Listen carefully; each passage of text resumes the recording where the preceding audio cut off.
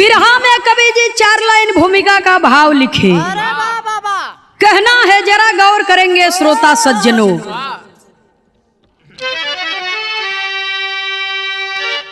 अर्श काले मजा फर्श पर जब चली,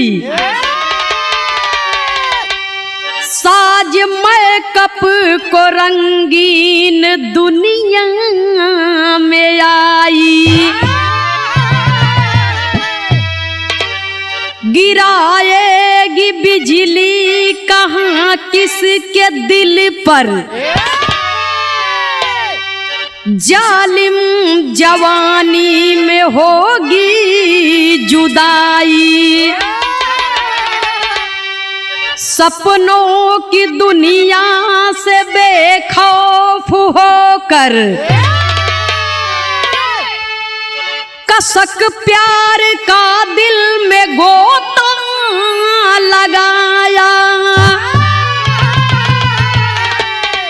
खिला है चमन आज कबीराम हित का, जब से किशोर कभी कलम को उठाया।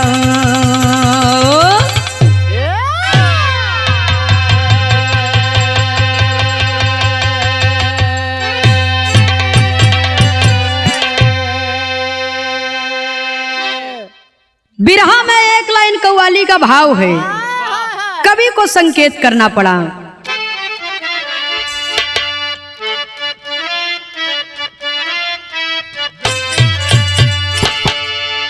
कोनो आशिक अपने मासूका के देख के कहत बा, का कहे भैया हो, जब से इनकी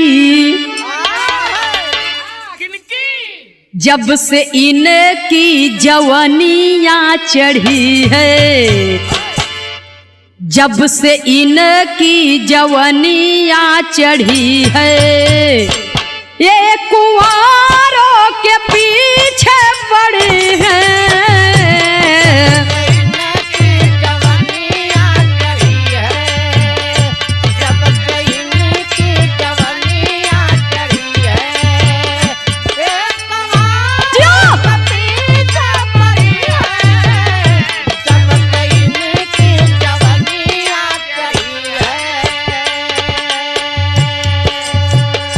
लेकिन बिरहा में बहुत सुंदर भाव लिखा गया। कहना है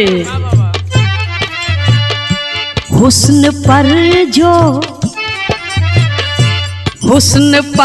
जो दीवाना हुआ है, हुस्न पर जो दीवाना हुआ है,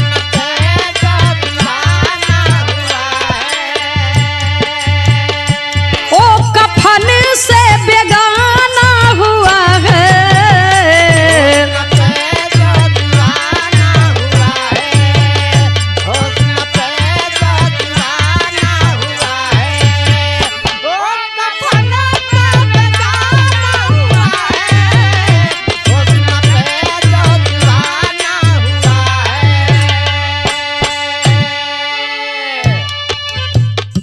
हुस्न पर जो दीवाना हुआ है,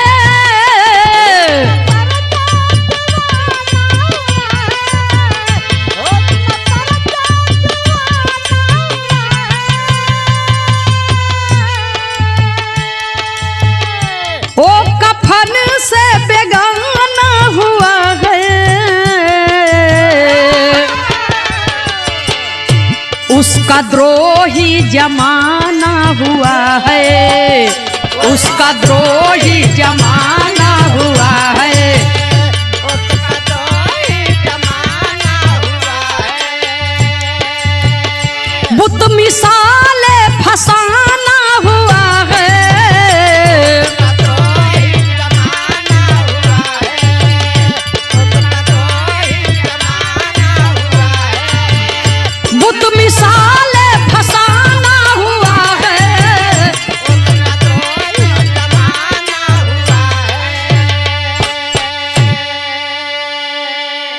हुस्न पर जो दीवाना हुआ है वो कफन से बेगाना हुआ है। जिंदगी का हजारों मकसद होता है लेकिन एक ही पूरा होता है। कवि को संकेत करना पड़ा, कहानी का शुरुआती हमें से बात।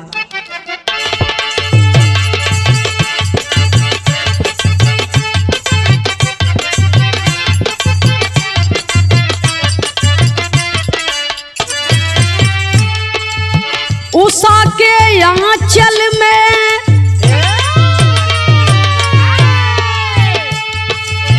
उषा के आंचल में प्रभात की किरण फूटी। उषा के आंचल में प्रभात की किरण फूटी। नवल भूलोक में भृंगों की अर्दली जूटी।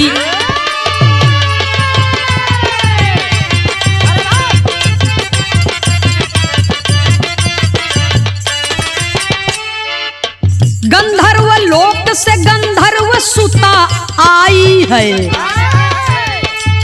गंधर्व लोक से गंधर्व सुता आई है। चमकती पांव के पायल को वो बजाई है।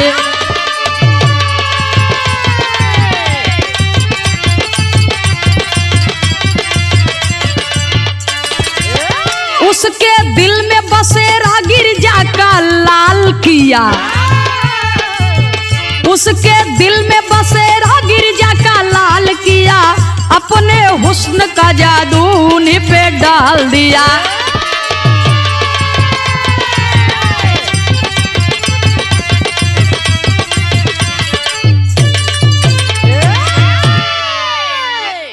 भैया हो, जरा बात के समझ ले।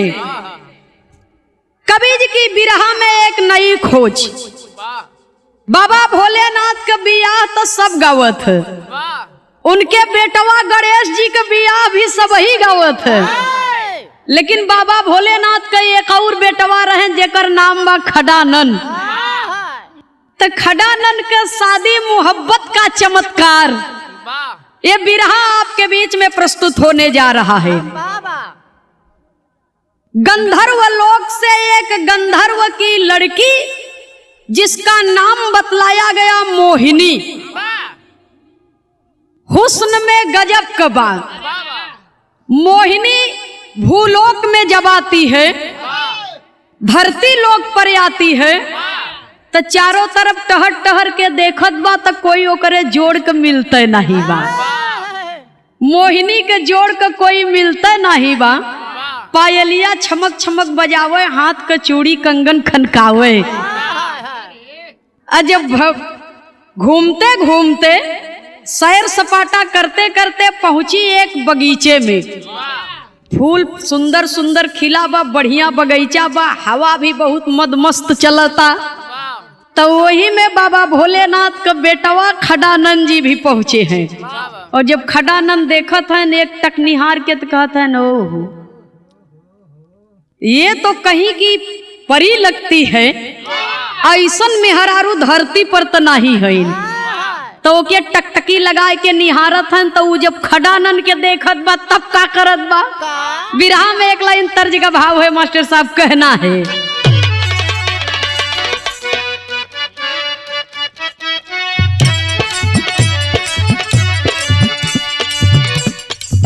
जौने समय में ये बिरहा लिखा गया था वो समय में ये धुन बड़ी जोर शोर से चले।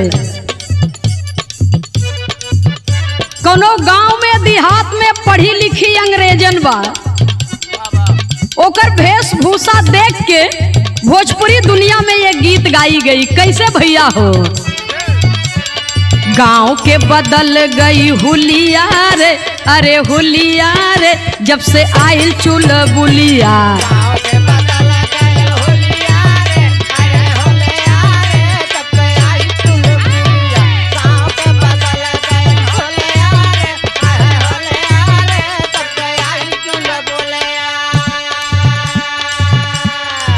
लेकिन वो गंधर्व सुता मोहिनी क्या करती है?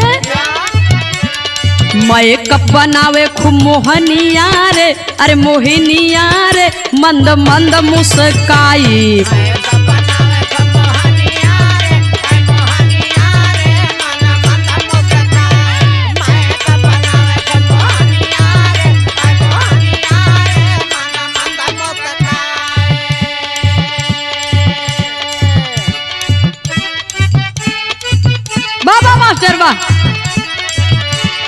देहिया के तोरे गोरी लेत अंगड़ाई।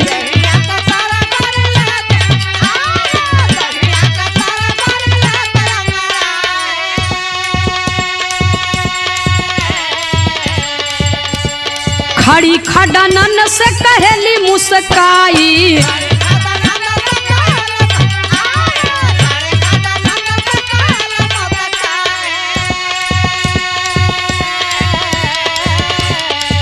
नैन बान चलावेली मोहनिया रे, अरे मोहनिया रे मंद मंद मुस्काई।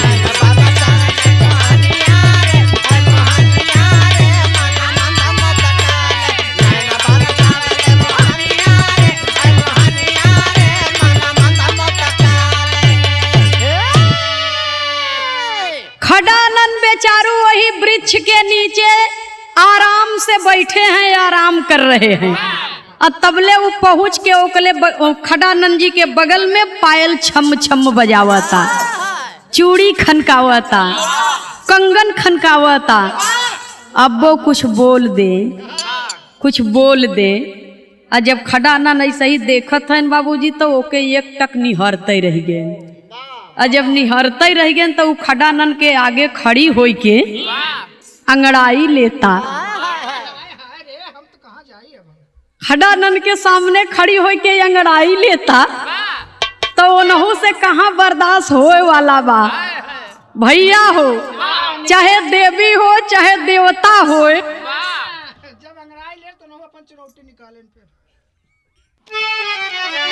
चाहे देवी हो चाहे देवता हो, मोहब्बत सबके अंदर होती है। बारे मोहब्बत। तो जब खडानन के भीतर भी मोहब्बत जगह लगी तो उन्हों से अब बर्दाश्त होत नहीं बा। अब तबले वो मोहिनी फिर कहत बा। बिरहा में एक लाइन तर्ज लगी मास्टर साहब।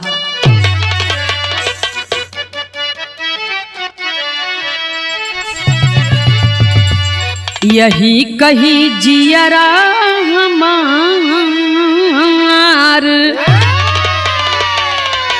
यही कही जियरा हमार, ए गोरिया गुम होई गवारे।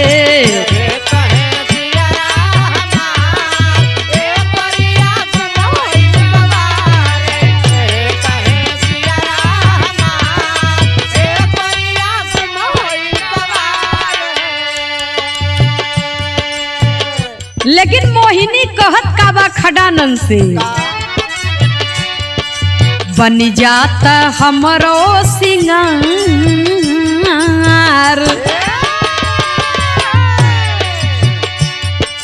बन जाता हमरो सिंगार, हे राउर पूजबे चरनिया।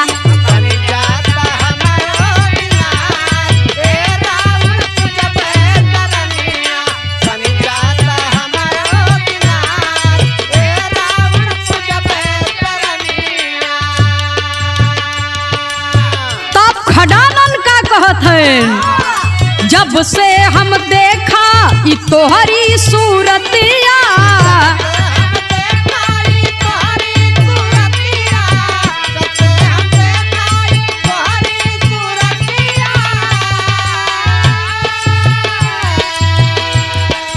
मनवा में बस गईली मोहनी मूरतिया।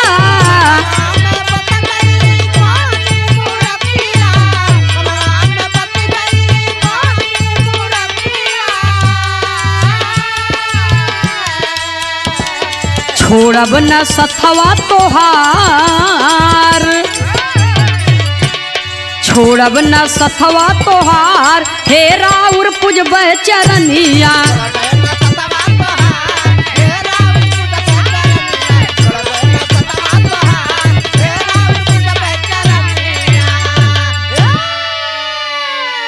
उ कहता हमार सिंगार बन जा, हमार जीवन साथी बन जा। खडानन कहा यही बदे आज ले हमार बिया नाई बा, तोहरा इंतजार रहा लगता। तोहरा इंतजार है यही बात तक हमार भवन नहीं बा। जब ये इतना बतिया सुनता मोहिनी तो कहे फिर देर कौने बात के बा, देर कौना बात के बा। जब हमारे ऊपर तू राजी तोहरे ऊपर हम तो इंतजार के करबा। तब बिरहा में एक लाइन तर्ज लगी मास्टर साहब।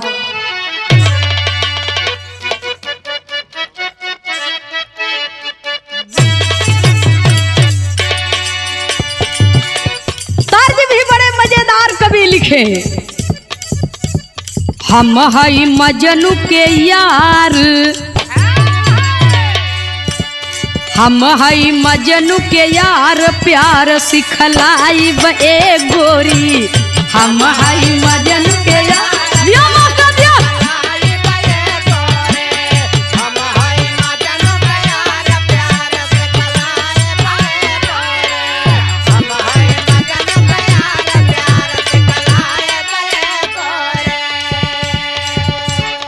लेकिन देखा जब दोनों जने एक दूसरे के नजर में नजर मिला के देखत हैं, वो समय का भाव लिखना पड़ा कवि को। मारे ली नयनवा कटार, मारे ली नयनवा कटार, प्यार में घायल मितवा।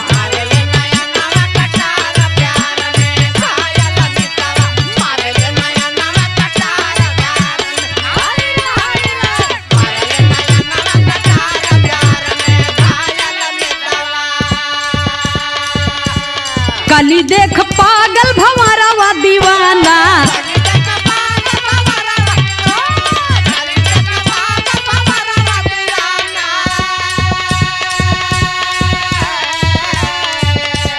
प्यार में गोता लगावे मन माना।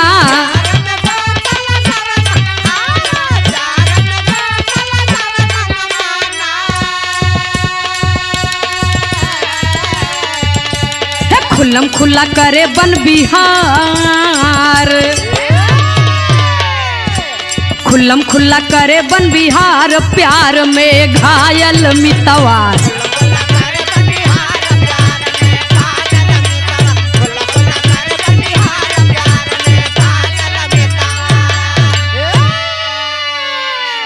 गंधर्व लोक से तो आई ही थी, उसे पृथ्वी लोक के रीत रिवाज से का लेवला दे के बाद वो तो मन के साथी को ढूंढ रही थी। मन का दीवाना उसे मिल गया, मन का मीत मिल गया। और जब मन का मीत मिल गया बाबूजी, तो दोनों उसी जंगल में गंधर्व विवाह किए। गंधर्व विवाह किए, मारे ली नयनवा कटार, प्यार में घायल मितवा। खडानन कहा बियाह तो हो ही गया, तो घरे चलबू की ही रहबू। कवि को बिरहा शैली में टेरी के भाव में लिखना पड़ा। अरे राम दीवाने दिल दरिया में खो गए, गहरा प्यार के सागर कूद पड़े अनजाने। गहरा प्यार के सागर कूद पड़े अनजाने, हो दीवाने दिल दरिया में खो गए। शादी संपन्न हुई, अब दोनों जने मोहब्बत के रस में डूब गए, बगिया के बीचों बीच। अब मोहब्बत के रस में डूबे हैं बाबूजी, उनकर मोहब्बत चरम सीमा पर बात। तबले हुआ क्या? बिरहा में एक लाइन तर्ज लगी मास्टर साहब, कहना है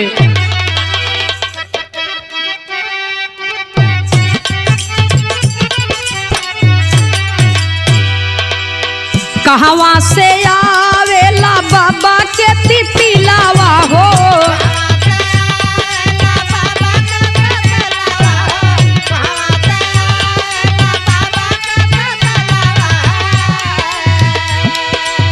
कहवा से आवे लाली मैना अहिरे सांवरिया।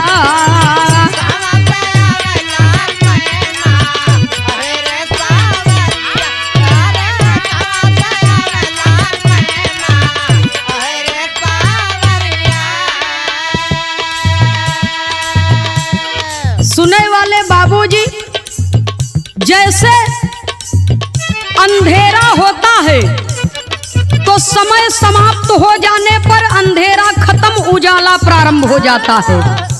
और उजाला होता है समय जब समाप्त होता है तो सूर्य डूबता भी है। अरे वाह बाबा। दोनों जन का प्यार चरम सीमा पर है, लेकिन घटना का घटी। छिपके गंधर्व देखे दोनों जन का खेलावा हो।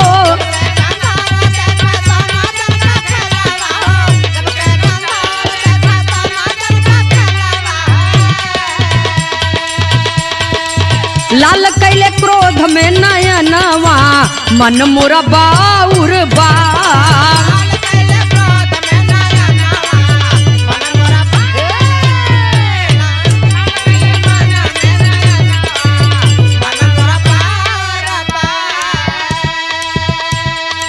सोचे माया भी अपने माया बल के जोरावा से।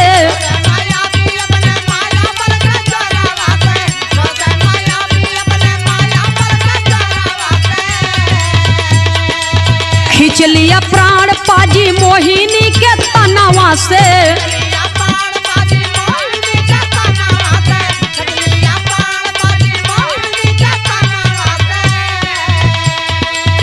सुने शिव सती के रुदनवा मन मोरा बाउर बा। सुनने वाले श्रोता सज्जनों, गंधर्व लोक में चर्चा चलने लगी कि मोहिनी कहीं नजर नहीं आ रही है। मोहिनी के खोज में गंधर्व मोहिनी के पिताजी जब चलते हैं वहां से और धरती लोक पर आते हैं तो अपनी बेटी को देख करके खडानन के साथ में उन्हें क्रोध आ जाता है। क्रोध आ जाता है और मारे क्रोध के मारे अपने माया शक्ति से मोहिनी के तन से उसका प्राण खींच लेते हैं। और जब प्राण खींच लेते हैं बाबूजी, तो खडानन की बाहों में मोहिनी दम तोड़ देती है। और जब खडानन की बाहों में मोहिनी दम तोड़ देती है तो खडानन उसके प्रेम में इतने बावरे हो गए थे कि रोने लगे। और जब रोने लगे तो उनके रोने की आवाज माता पार्वती के कानों तक पहुंची।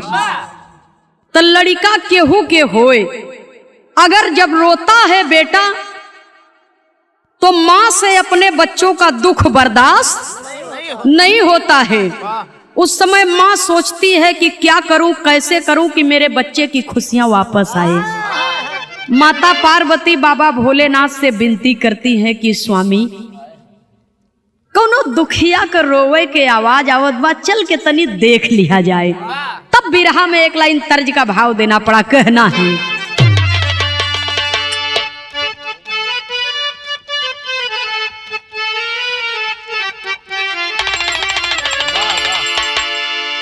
ए धुन के स्वर्गीय हैदर उस्ताद जी गावे। अरे इस शरीरिया माटी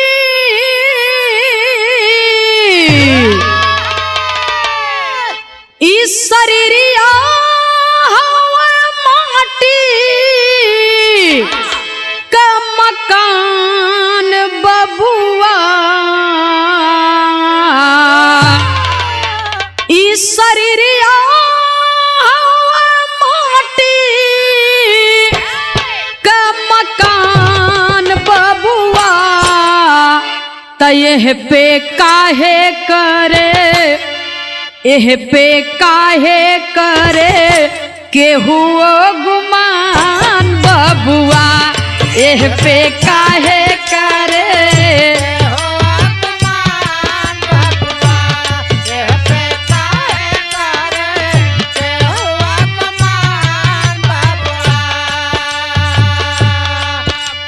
लेकिन माई पार्वती से बर्दाश्त नहीं होत बा, करे जवे कुहकता।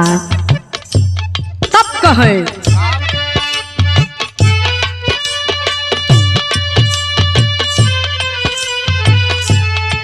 कहे शिवा से भवानी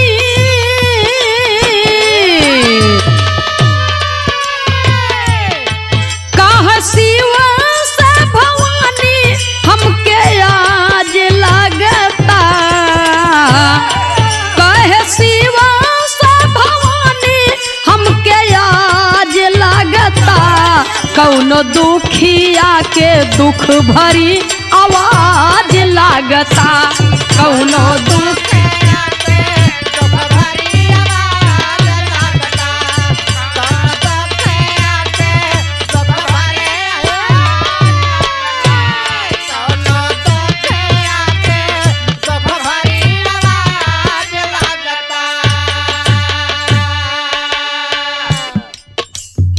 माता पार्वती बार बार विनती करती हैं हाथ जोड़ करके बाबा भोलेनाथ से, और कहती क्या है? दीनन के ऊपर दया अब की जय जय हो भोलेनाथ।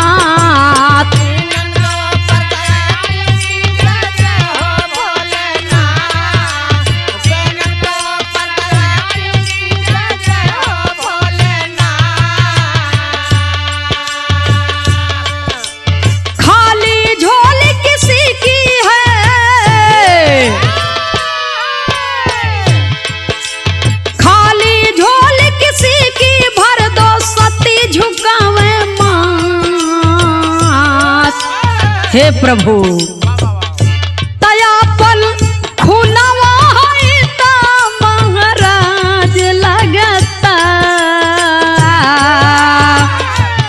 आपन खुनवा है ता महाराज लगता। कौनो दुखिया के दुख भरी आवाज लागता। कौनो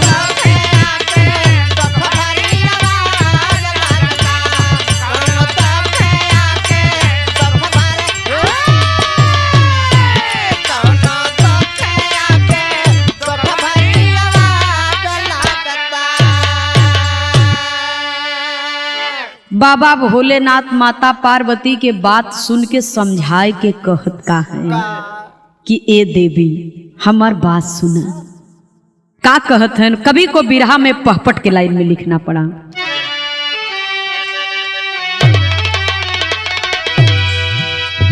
अरे शिव जी कहने लागे तौने छनवा हमारी रानी हो। हे शिव जी कहने लागे तौने छनवा हमारी रानी हो। औ अपने मन के ठाना जिन ठाना नवा हमारी रानी हो।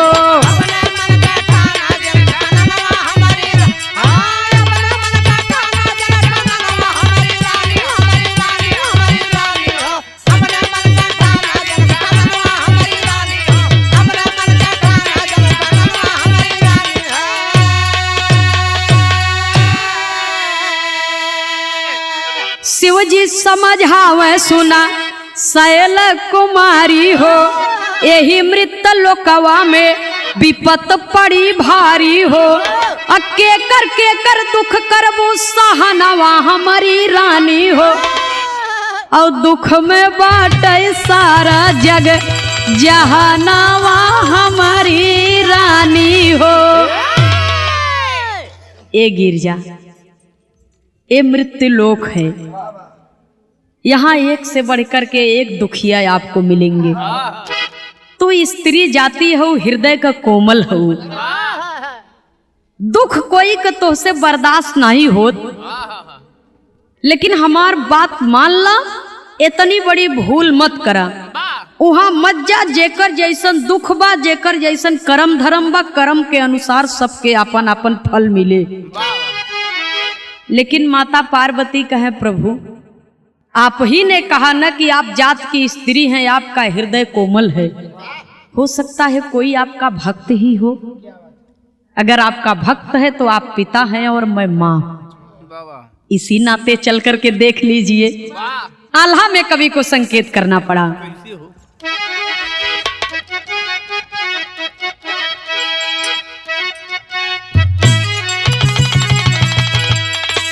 अरे शिव के बचनिया नाही मानली भवनिया भैया। शिव के बचनिया नाही मानली भवनिया भैया।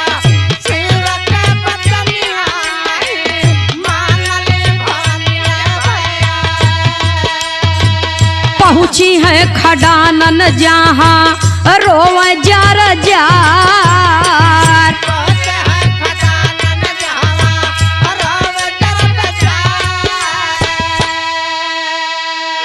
खींच आपन जान छोड़ी मोहिनी के तनवा बाबू, खींच आपन जान छोड़ी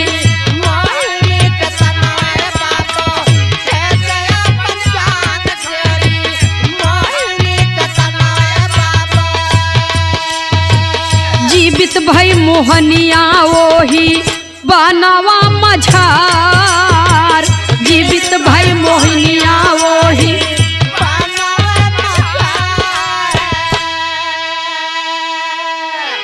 जब जाय के माता पार्वती देखत हैं तो कोई और नहीं वो नहीं के बेटवा खड़ानंद जी रो रहे हैं और उनकी बाहों में एक सुंदरी की लाश पड़ी है। सारी बात पूछ रही है। खड़ानंद कह रहे हैं कि माँ यदि ये इस दुनिया में नहीं रही तो अब मैं भी जीवित नहीं रहूंगा। मुझे इसने एक ही क्षण में, दो ही क्षण में वो प्रेम, वो सम्मान, वो मोहब्बत दिया है कि मैं उसे भुला नहीं सकूंगा।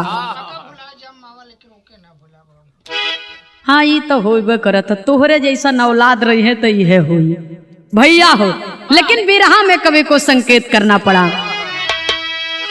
कि अगर जिंदा भी रहब तो जिंदा लाश के तरह रहब, माई हमरे जीवन का कोनो मकसद न रह जाई। अगर हम जिंदा देखे चाहत हूँ तो हमरे दुल्हन के जियाई दे।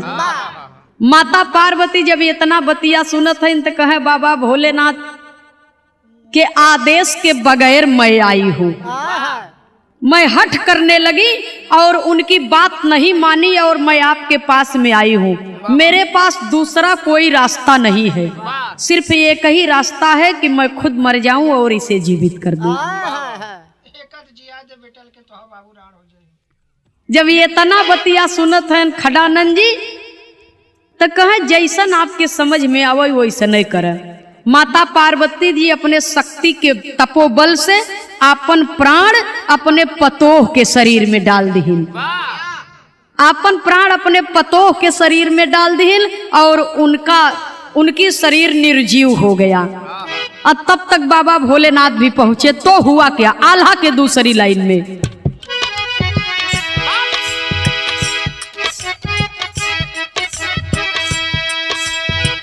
देखी के गंधर्व करे मान में गुण नवाए भैया, देखी के गंधर्व करे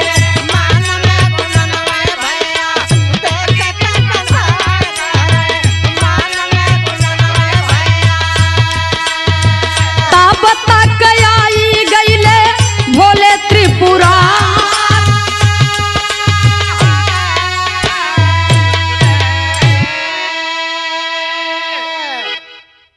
गंधर्व सोचने लगा कि ए मैंने क्या कर दिया, मुझसे इतना बड़ा अपराध हो गया कि मेरी बेटी के शरीर में ये तो साक्षात माता सती का प्राण पड़ गया।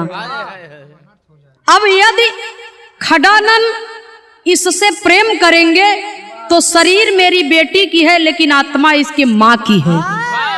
गंधर्व विचार करने लगा और गंधर्व सोचने लगा कि सच्चाई मेरी किसी को मालूम न हो, अन्यथा मुझे श्राप दे देंगे बाबा भोलेनाथ। यही बदे सती के शरीर में मोहिनी का प्राण डाल दिया।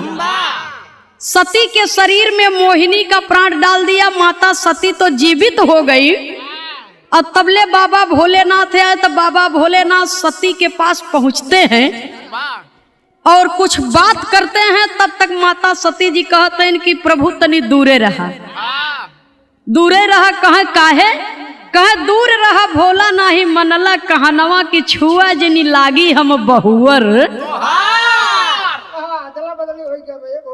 अब छुआ मत हम तो आज पतो है। कहे तब हमार दुल्हन कहाँ गई? जब तू हमार पतो हो तो हमार दुल्हन कहाँ बा? तब ये तना बात सुन के बाबा भोलेनाथ करत का है।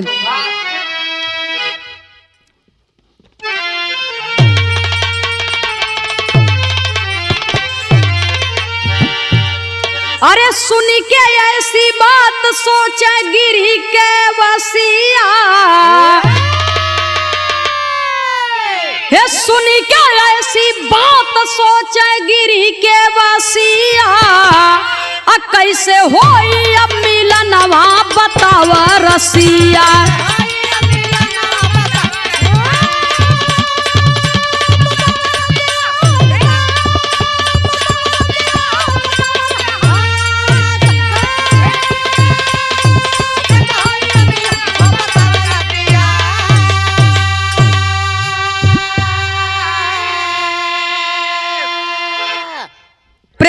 अथाह शक्ति होती है, सच्चा प्रेम है, सच्ची मोहब्बत है, तुझसे एक दिन अपनी मंजिल मिलती है।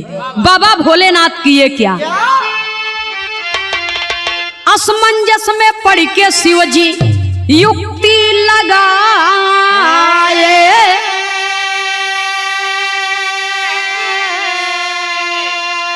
अरे दोनों जन के काया राम हित पलटाए, अखिया बरसेली सवनवा सुनाए रसिया।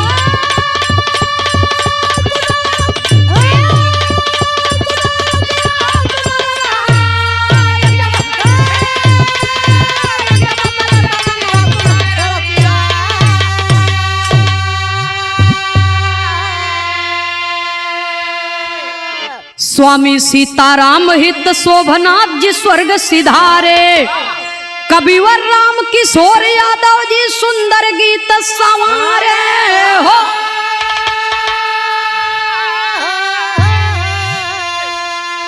अरे राम अरे दीवाने दिल दरिया में खो गए, बाबू दीवाने दिल दरिया में खो गए, तनंदनी खेमराज का भेद को